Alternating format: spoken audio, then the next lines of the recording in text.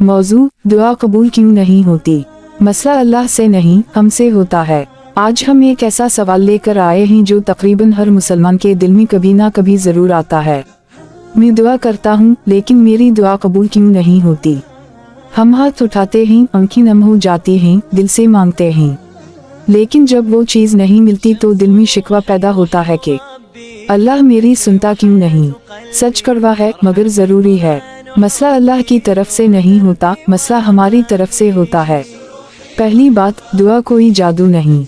हम दुआ को ऐसे समझ लेते हैं जैसे कोई बटन दबाया और काम हो गया।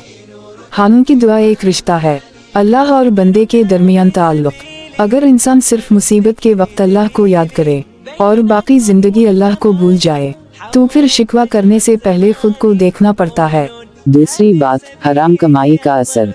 नबी करीम ने फरमाया, एक शख्स लंबा सफर करता है, हाथ उठाता है और कहता है या रब, लेकिन इसका खाना हराम, इसका पीना हराम, इसका लिबास हराम होता है, तो उसकी दुआ कैसे कबूल हो। यहाँ सवाल अल्लाह पर नहीं, हम पर आता है। क्या हम अपनी कमाई, अपने लेन देन, अपनी रोजी का जायजा लेते हैं। चौथी बात, जल्दबाजी। हम दुआ करते हैं और कहते हैं मैं बहुत अरसे से मांग रहा हूँ, लेकिन अल्लाह का निज़ाम हमारे वक्त के हिसाब से नहीं चलता। कभी अल्लाह फौरन अता कर देता है, कभी आखिरत के लिए महफूज रख लेता है, और कभी किसी बड़ी मुसीबत को हमसे दूर कर देता है। हर ना मिलना इनकार नहीं होता। आखिरी बात, अल्लाह, कभी कभी अल्लाह खामोश होता है ताकि हम खुद को सुन सकें।